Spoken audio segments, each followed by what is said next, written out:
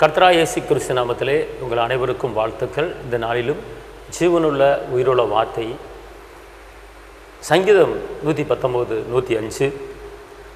உம்முடைய வசனம் என் கால்களுக்கு தீபமும் என் பாதைக்கு வெளிச்சமாக இருக்க. இந்த கால வேளையிலே அநேக இருளை நீங்கள் பார்த்திருக்கலாம். நீங்கள் போகிற இடமெல்லாம் வர இடமெல்லாம் இருளான காரியங்கள், துக்கமான காரியங்கள், பிரச்சனையான காரியங்களை தான் நீங்கள் பார்த்து கொண்டிருக்கலாம்.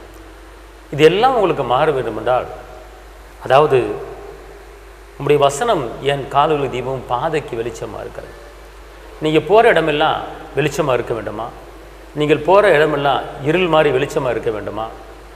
அதுக்கு மாற்று வழி என்ன என்று கேட்டால், ஜீவனுள்ள உயிருள்ள வார்த்தையை நீங்கள் பிடித்து கொண்டு, அந்த வார்த்தையை நினைத்து கொண்டு, அந்த வார்த்தையை பேசிக்கொண்டு, அந்த வார்த்தையை சிந்தித்து கொண்டு நீங்கள் ஒரு இடத்துக்கு கடந்து போனீங்கன்னா, அந்த வார்த்தை உங்களுக்கு வெளிச்சத்தை கொடுக்கிறது. உங்கள் வாழ்க்கையில் இருக்கிற எல்லா இருளான காரியங்களும் வெளிச்சமான காரியம் மாறிடும். இந்த நாளிலே ஒரு தீர்மானத்தை எடுப்போம். தேவனுடைய வார்த்தை நம்முடைய கால்களுக்கு தீபமும் பாதைக்கு வெளிச்சமாக இருக்கிறது. அதனால் உங்கள் வாழ்க்கையில் இருக்கிற எல்லா இருளான காரியங்கள், பிரச்சனையான காரியங்கள், துக்கமான காரியங்கள், வேதனையான காரியங்கள், பலவீனமான காரியங்கள், நெருக்கமான காரியங்கள் எல்லாம் விலக வேண்டும் என்றால் தேவனுடைய வசனத்தை எடுத்துக்கொள்ள வேண்டும். அந்த வசனத்தை எடுத்துக்கொண்டு நீங்கள் கடந்து போங்க.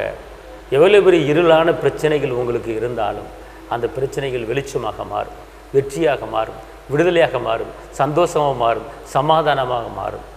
அதனால் தேவனுடைய வார்த்தையை பிடித்து கொண்டு நடந்து செல்லுங்கள்.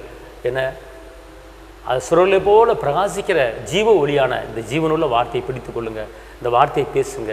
நீங்கள் போகிற காரியம் ஜெயமாக முடியும். நான் உங்களுக்காக நான் செபிக்கிறேன். தகப்பனே இயேசு மகாராஜா, நன்றி உள்ளத்தோடு துதிக்கிறேன், ஸ்தோத்திரிக்கிறேன். இந்த நாளிலும் கூட தேவ பிள்ளைகள் எவ்வளோ பேர் நெருக்கத்திலும் பாடுகளிலும் வேதனைகளிலும் சஞ்சலங்களிலும் தவிப்புகளிலும் வாழ்ந்து கொண்டிருக்காங்கப்பா. போகிற இடமெல்லாம் அவர்கள் இருளை பார்த்து கொண்டிருக்கிறாங்க, இருட்டை பார்த்து கொண்டிருக்காங்க, வெளிச்சத்தை பார்க்க முடியவில்லை. ஆனால் உங்களுடைய வார்த்தையை பிடித்து கொண்டு போகும்போது, உங்களுடைய வார்த்தையை பேசி கொண்டு போகும்போது, உங்களுடைய வார்த்தையை நினைத்து கொண்டு போகும்போது அந்த இருளான காரியங்கள் வெளிச்சமான காரியமாக மாறுது தகப்பனே.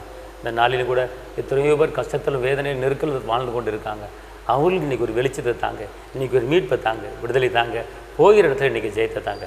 காத்துக்கொள்ளுங்க, பலப்படுத்தாங்க. இயேசுவின் நாமத்தில் பிதாவே, ஆமென். கர்த்தர் உங்களை ஆசீர்வதிப்பார். தேவனுக்கு மகிமை.